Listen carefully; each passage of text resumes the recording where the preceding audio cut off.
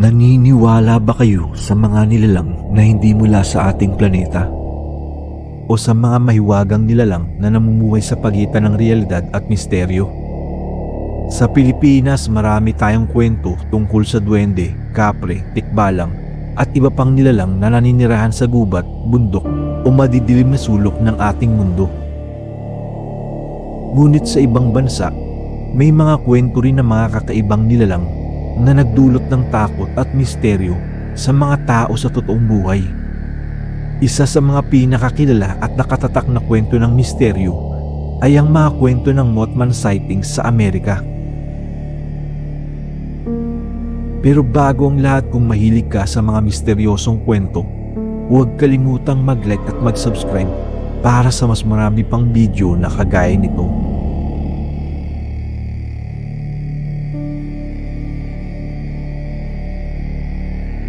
Noong November 15, 1966 sa Point Pleasant, West Virginia, isang misteryosong nilalang ang nagsimulang makita ng mga tao. Ayon sa mga kwento ng mga nakasaksi, hindi ito ordinaryong hayop. Isa itong kakaibang presensya na nagdulot ng takot, pagkalito at mga tanong na hanggang ngayon ay wala pang malinaw na sagot. Ang Point Pleasant noong panahong iyon ay isang maliit at tahimik na bayan. Walang gaanong krimen, walang kakaibang balita. Karaniwan ng mga tao roon ay namumuhay ng simple, trabaho sa umaga, pahinga sa gabi. Kaya nang lumabas ang unang ulat ng isang kakaibang nilalang, marami ang hindi agad naniwala. Nagsimula ang lahat ng ang apat na kabataan na sina Roger at Linda at sina Steve at Mary ang dumaan sa isang liblib na lugar sa labas ng bayan sa tinatawag na TNT area. Isa itong dating pasilidad na pagawaan ng bala noong ikalawang digmaang pandaigdig. Kahit matagal na itong abandonado, kilala ito bilang tahimik at medyo nakakatakot na lugar kapag gabi. Habang nagmamaneho sila sa madilim na kalsada, bigla silang napahinto. Kasi sa gilid ng daan, may nakita silang isang anyo, isang itim, matangkad at hindi gumagalaw. Nang mas titigan nila ito, nakita nila ang dalawang pulang mata na tila kumikislap sa dilim, parang may sariling liwanag. Ayon sa kanilang salaysay, ang nilalang ay halos 7 talampakan ng taas, payat ngunit mukhang malakas, at may malalaking pakpak na hindi nila maipaliwanag kung paano gumagalaw. Hindi nila malinaw na makita ang mukha nito dahil ayon kay Linda, ang mga mata raw nito ay may kakaibang epekto. Parang nahihila ang iyong atensyon at hirap kang tumingin sa ibang direksyon. Sa takot, agad silang nagmaneho palayo. Ngunit dito lalong naging kakaiba ang nangyari. Ayon sa kanila, lumipad ang nilalang at sinundan ang kanilang sasakyan. Kasabay ng isang matinis at hindi pangkaraniwang tunog. Sinabi nilang hindi ito tulad ng tunog ng ibon o anumang hayop na kilala nila. Sinundan daw sila nito hanggang sa makarating sila sa hangganan ng Point Pleasant at doon bigla na lamang nawala. Pagkatapos ng insidenteng iyon, agad silang nag-report sa pulisya. Hindi nagtagal, lumabas ang balita sa lokal na pahayagan at mula roon parang may nagbukas na pinto. Isa-isa nang lumabas ang iba pang mga kwento.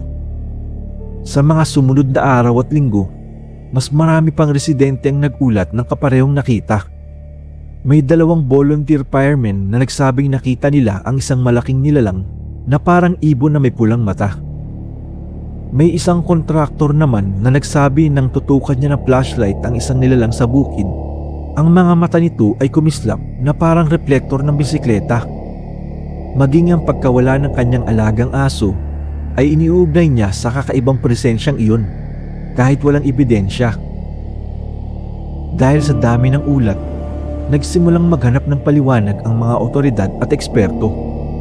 Ang sheriff ng Mason County ay naniniwala na maaaring isa lamang itong napakalaking ibon, partikular ang tinatawag na shite-poop o malaking heron. Isang wildlife biologist naman ang nagsabing posibleng ito ay isang sandhill crane, isang ibon na halos kasing tangkad ng tao, may malapad na pakpak at may pulang kulay sa paligid ng mata. Dahil hindi ito karaniwang nakikita sa lugar na iyon, posibleng nagdulot ito ng maling interpretasyon. Ngunit para sa mga nakasaksi, hindi sapat ang mga paliwanag na iyon. Para sa kanila, hindi lang ito tungkol sa itsura ng nilalang, kundi sa pakiramdam. Isang bigat sa dibdib, isang takot na hindi nila maipaliwanag, at isang presensyang parang may kahulugan, kahit hindi nila alam kung ano. Habang lumilipas ang mga buwan, umabot sa mahigit 100 sightings ang naiulat sa loob ng halos 13 buwan. Unti-unting nabuo ang pangalang Mothman, isang katawagang lumitaw sa mga pahayagan marahil dahil sa itsura ng nilalang at sa impluwensya ng pop culture noong panahong iyon. At pagkatapos dumating ang araw na tuluyang nag-ukit ng Mothman sa kasaysayan. Noong December 15, 1967, sa oras ng rush hour, bigla na lamang bumagsak ang Silver Bridge, ang tulay na nag-uugnay sa Point Pleasant at Ohio. 46 na tao ang nasawi. Ayon sa opisyal na investigasyon, ang sanhi ng structural failure ay isang sirang bahagi ng tulay. Ngunit sa isipan ng maraming residente, hindi maiwasang maalala ang mga sightings bago ang trahedya. Mula noon, ang Mothman ay hindi na lamang isang misteryosong nilalang. Para sa ilan, isa itong babala. Pero para sa iba, isa lamang itong maling pagkakakilanlan na pinalala ng takot at pagkakataon. Ngunit anuman ang paniniwala, ang isang bagay ay malinaw. Ang mga nakakita nito ay totoong tao at ang kanilang mga karanasan ay tunay sa kanila. Ano nga ba talaga ang nakita nila sa Point Pleasant? Isang hayop na hindi nila kilala?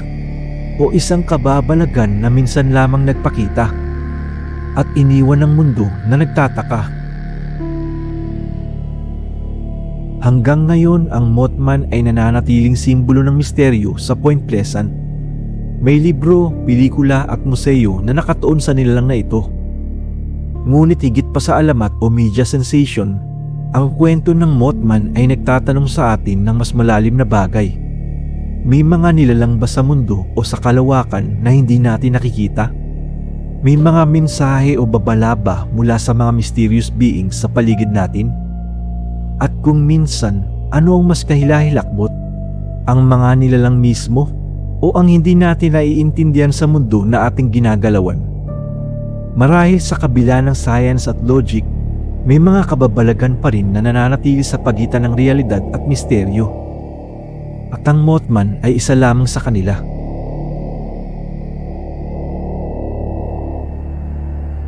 Kung nagustuhan mo ang kwento na ito, huwag kalimutang mag-like at mag-subscribe para sa mas marami pang video na kagaya nito.